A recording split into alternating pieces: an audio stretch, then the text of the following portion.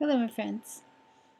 Um, I'm not feeling as well as I could today. I'm very tired, and I know I probably look it, but um, I'm a queen. I'm a princess today. Uh, Over the past couple of weeks, there's been a lot going on, but one of the things that really has been a growing experience for me is that as I'm dealing with organizing and taking on this project of having a business, and implications of what that means in my life, they're actually very complicated. Um, I was journaling and I found had something come to mind, which kind of happens for me when I'm journaling. I I hear things, but I know that God speaks, and so when I write and I download some of my brain onto paper, He tells me things about different things. So let me just read how this went down. Glasses, yeah, glasses. Um, he told me that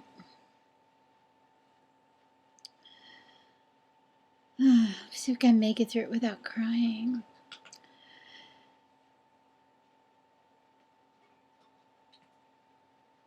He said it's very important, and I copied it from my journal notebook onto my anyway. Beloved, beloved, don't be afraid to look into the fire in my eyes. It is a passion for you, not anger. It is love, not hatred. Look boldly on my passion. You are my beloved, and you are mine. I will pick you up from the floor where you have fallen. I will wipe your tears, cleanse your wounds. I will protect you and provide for you, unlike any man can. Beloved one, I will draw you to me, to my warmth, to my heart, to my fire. I will cover your nakedness and give you bridal clothes in our chamber. I will anoint you with fine oils, not sparingly, but lavishly, as I lavish you with my love. My beloved, you are mine, but I'm also yours. You were willing to be Shekinah for me. This has been the journey for such a time as this. Be bold, my Esther. You have found favor with your king. That's a kind of a heavy thing for me to sit down and write. It's almost a little embarrassing. But this time of year, we're going into this time of year we're going into a season of preparation for Passover.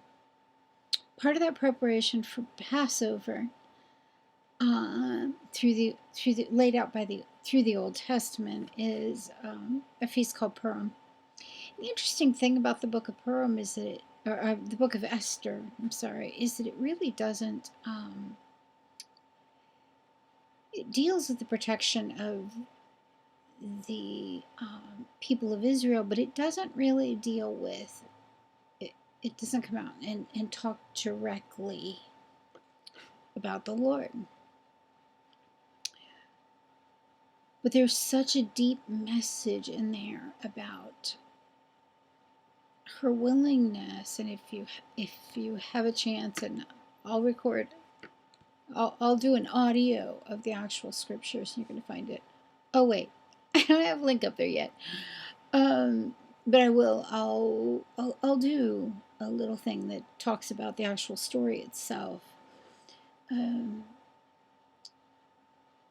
She laid although she was loved by the king, she knew that if she found displeasure in his sight, that she would get killed. I mean, there was, no matter how much she loved her, she had to approach his presence very carefully. And it's a really beautiful thing in the book of Esther. And I really encourage you to read it, because they're uncovering a conspiracy, and we know about conspiracy. We're walking one out in our country. But he says to her, she went to him and went through a process, and he looked at her and he said, "Arise, you found favor with your king. Ask whatever you want." And when you talk about ask whatever you want, we don't feel, let me say this, we as, no matter how heartfelt our belief in Jesus, Yeshua is, there's deep-seated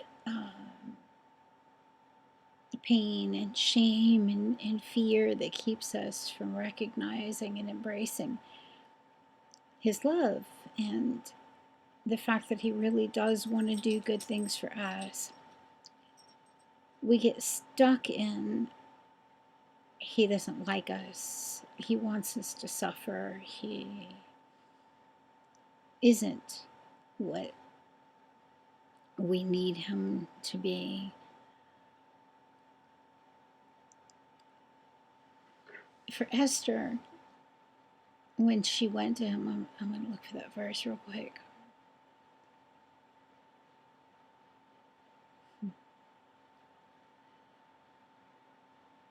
He really makes a point to tell her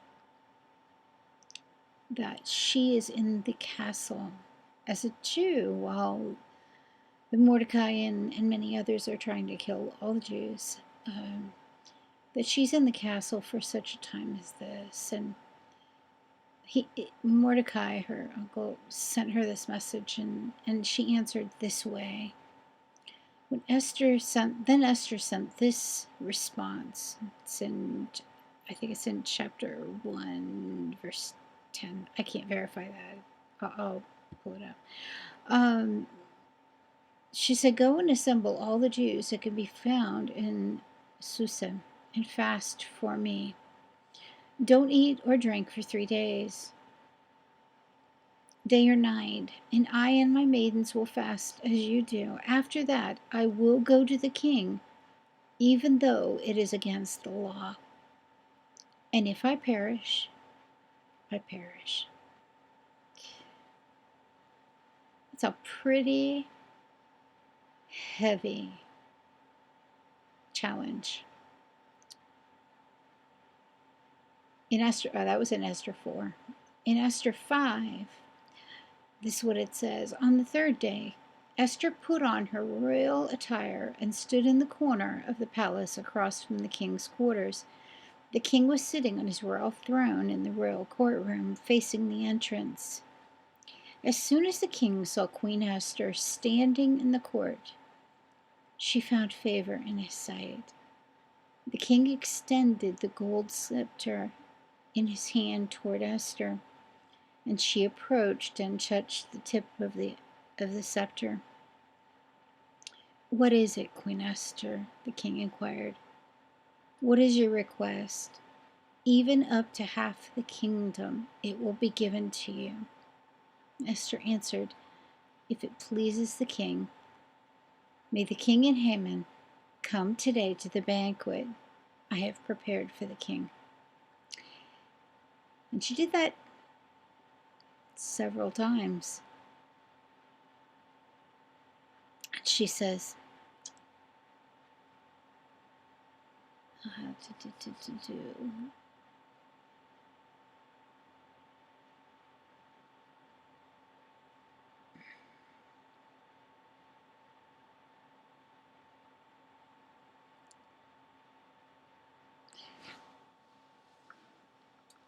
find it. I know it's here, and I should take notes and I should lay things out, but I am still a work in progress. I know this story. But I think the most important thing that I want to whack away with right now, in light of everything in the way I feel right now, is that when we're called to do something, or we're called and we're placed in a position to do something, like Queen Esther was placed in the, she didn't want to be in the palace. She wanted to be home. She wanted to have a normal life. She didn't want to be queen. I mean, it really wasn't part of her agenda, if I could say that. But her God had different plans for her, and those plans involved saving her people. We as the people of God, the lonely ambassadors of the kingdom of this earth, our home is someplace else, but we're called to be Esthers. We're called to be Esthers.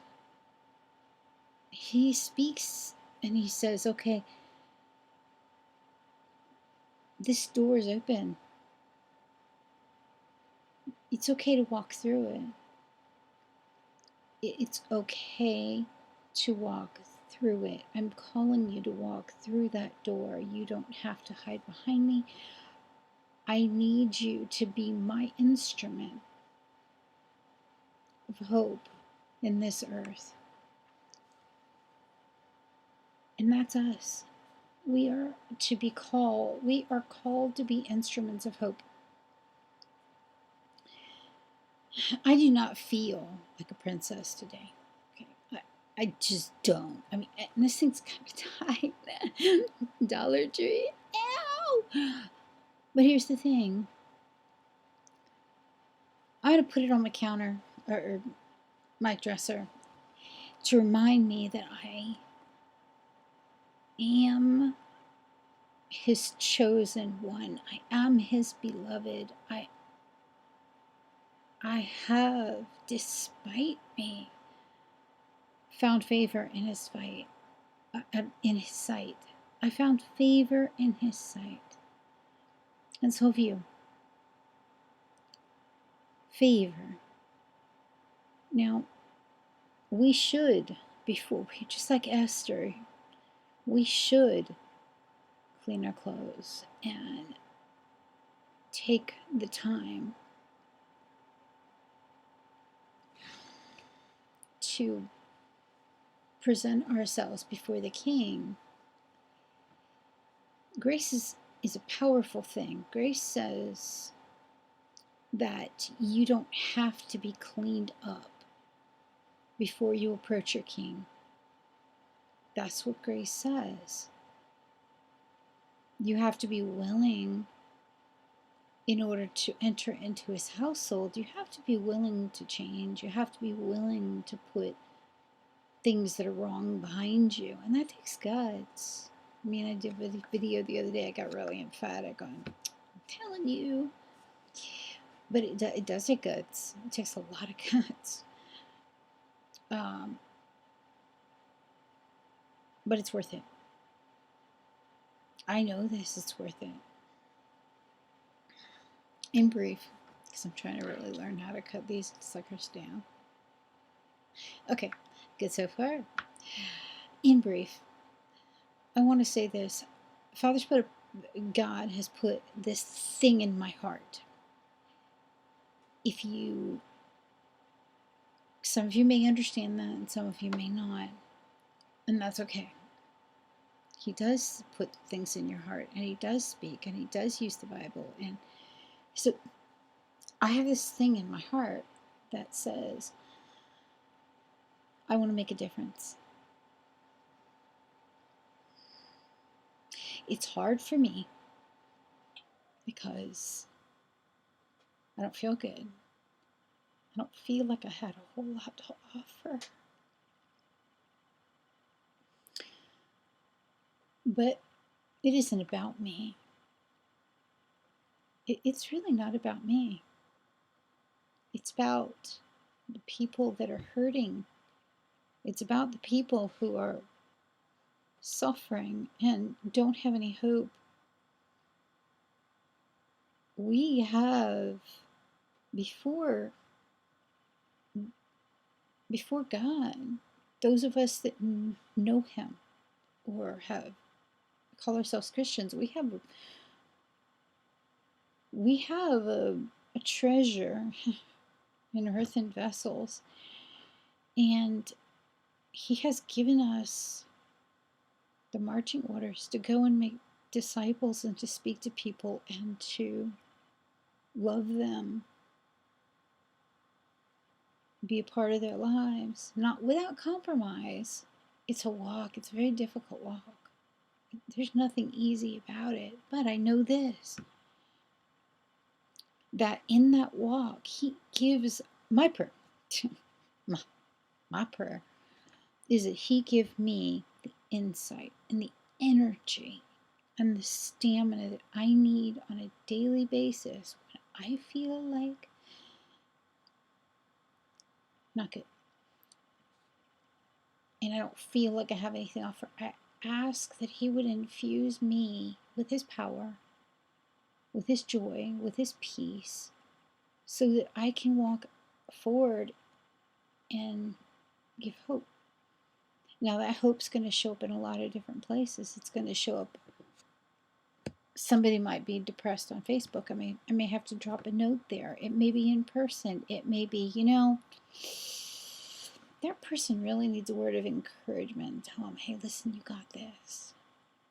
You will never know how important you got this. You can do this. You will never know. Never know this side of heaven, the importance of those words. You've got this. Mordecai to Esther, honey, you've got this. You got this. And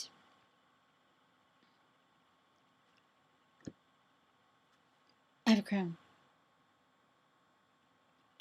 He loves me despite me.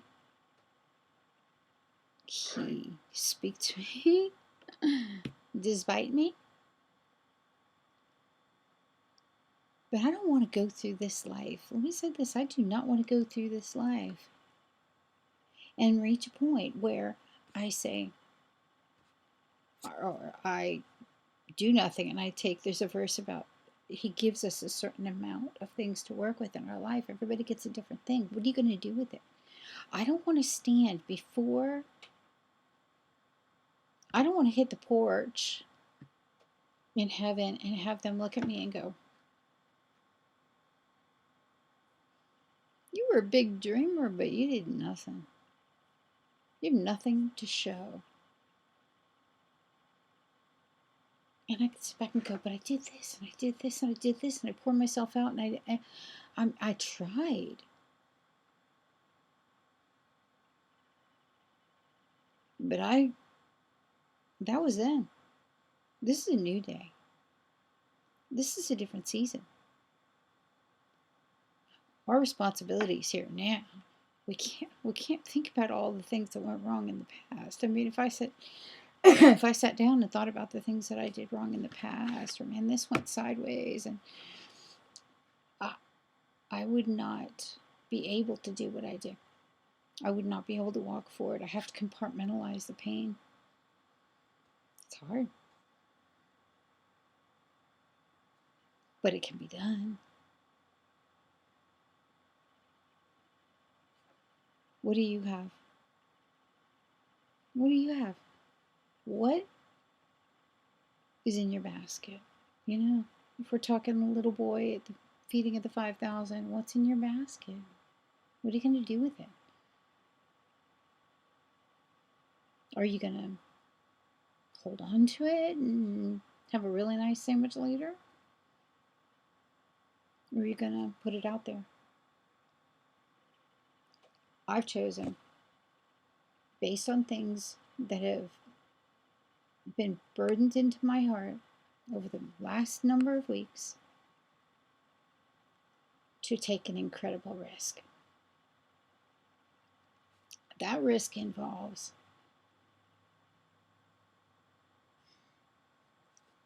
I'll be honest, I'm disabled.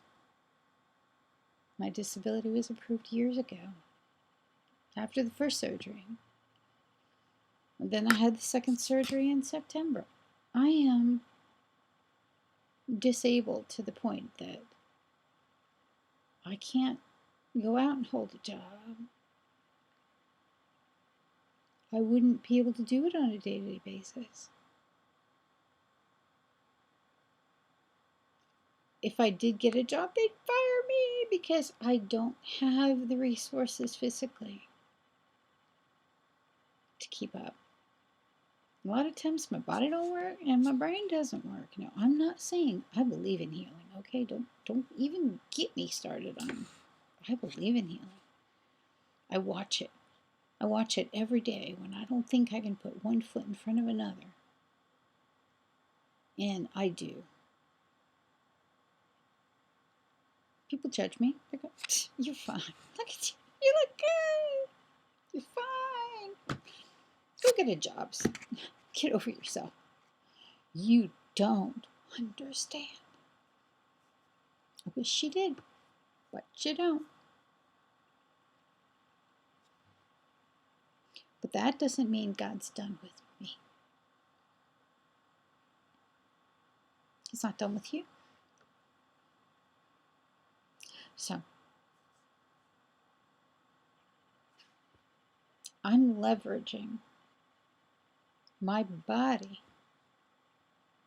my brain, my body, my physical stamina. I'm leveraging that against a vision. I could lose everything.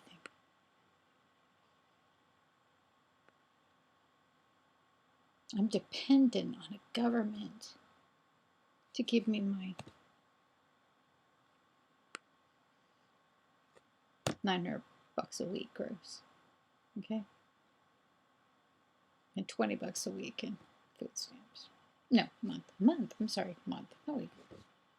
$100, $900 a month is my income. And when it went up, my food stamps went down, and they're like $16 a month. Now, don't you for a second think that I'm complaining, because I'm not. I'm grateful. I don't know where I would be exactly if I couldn't count on that. But by pursuing the vision, regardless of how I leverage my body, I may lose that. If I make $60 a month, it comes off my disability income. There's no gray.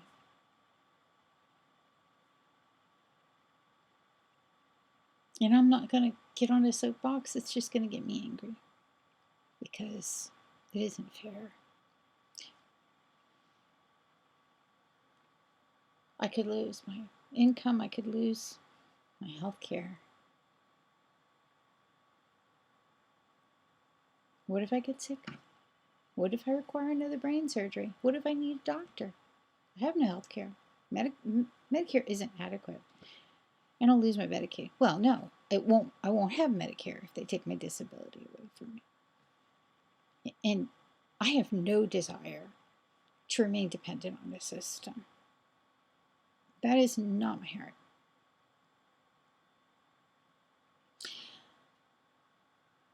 So there comes a choice. There comes a choice that says, am I going to follow the vision and flesh it out and follow it through and see what happens? Or go back and stay in a hole and be a dependent on the pennies And it isn't much. It's just not. But that's my choice. But I can tell you this. I talked to my doctor and I said, I want to do this because I can't contain the fire of passion within me to make a difference for my world. I'm not that good. I don't know. And they did some funky thing. They removed my governor. It's like, I don't know. I'm not sure I had common sense before, but now I don't. I just have passion. And it goes,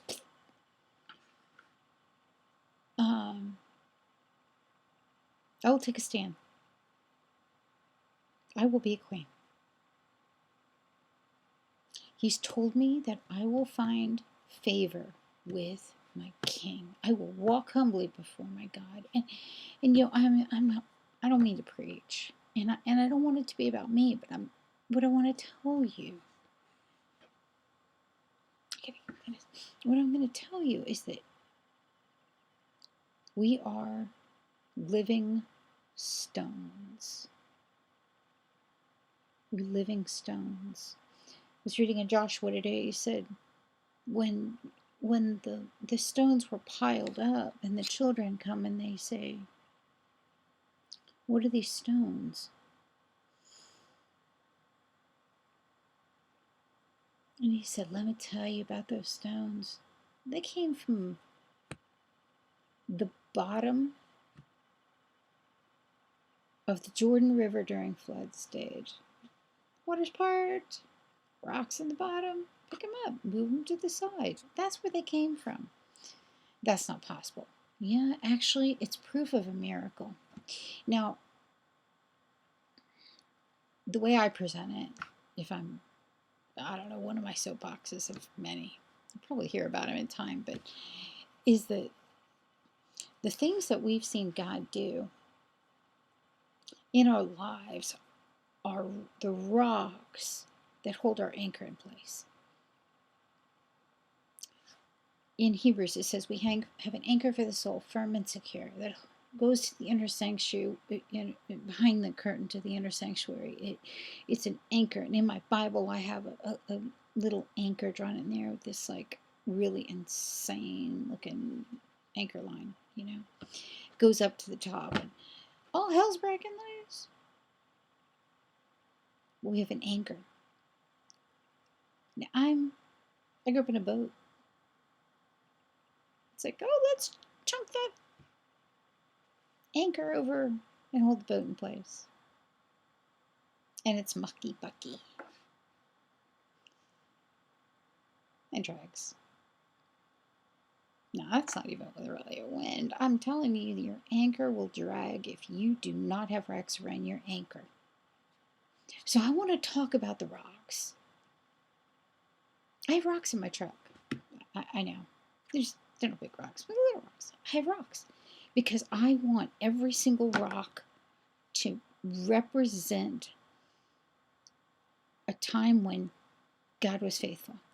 And he held me in place, and he held my soul secure when all hell was breaking loose, and I didn't think I was going to survive. I thought that I was like the disciples out in the boat, and their faith failed them.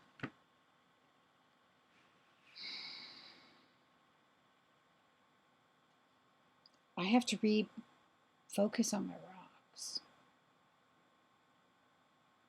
Find one time that he came through and he was faithful.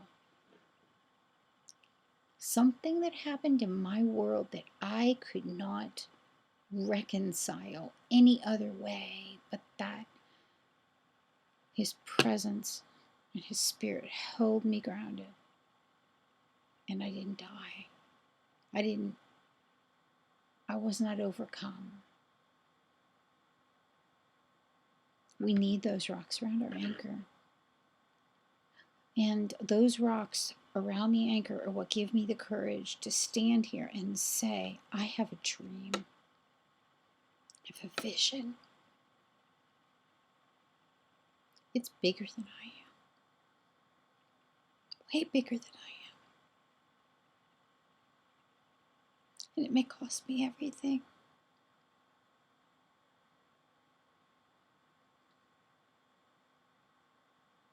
But it's okay.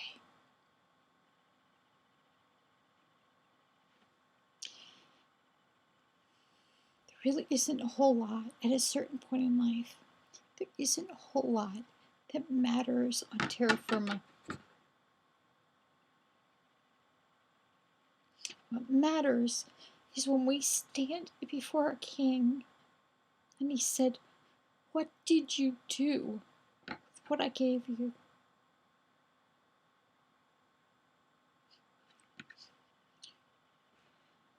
I want to arise now, not then.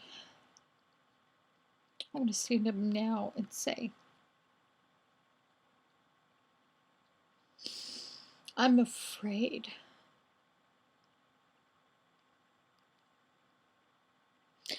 But I have a dream.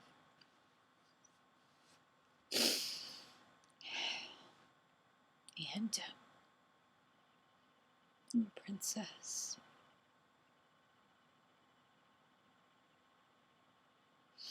Not a fancy princess. Not even a princess. There's makeup or any of them sweet things, and I'm just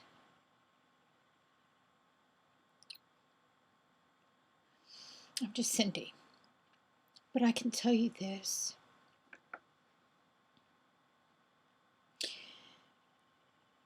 That if what I say goes and it touches one person, and it encourages you to hang on, to persevere, and to see the vision, because without vision our people perish.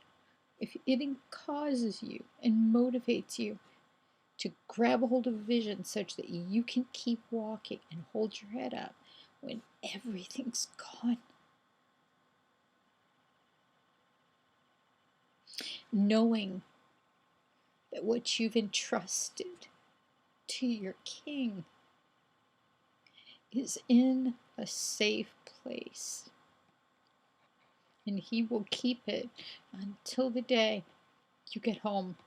So don't be afraid of what you will lose this side. We don't understand sacrifice. We are spoiled, rotten people. We don't understand sacrifice. We don't understand loss. I can tell you I've lost a lot. But we really don't understand the concept.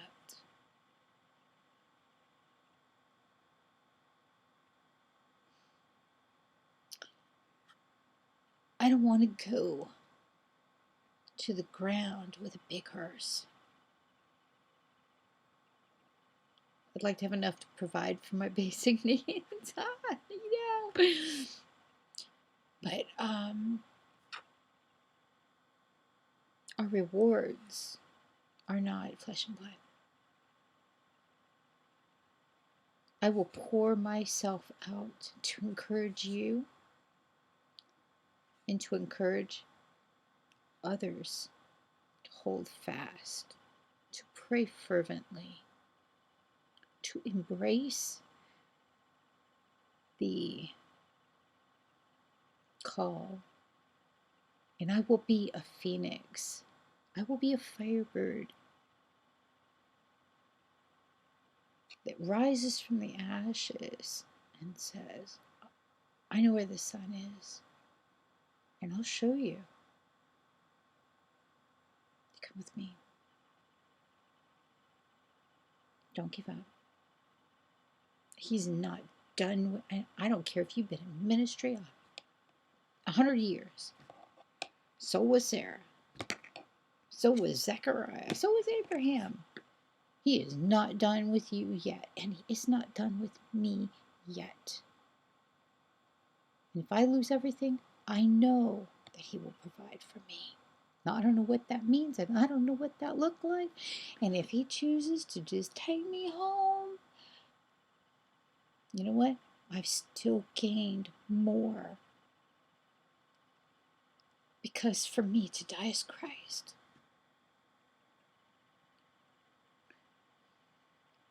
but he's not done yet. And if you think you're done, you're wrong. Because what you have to offer is more.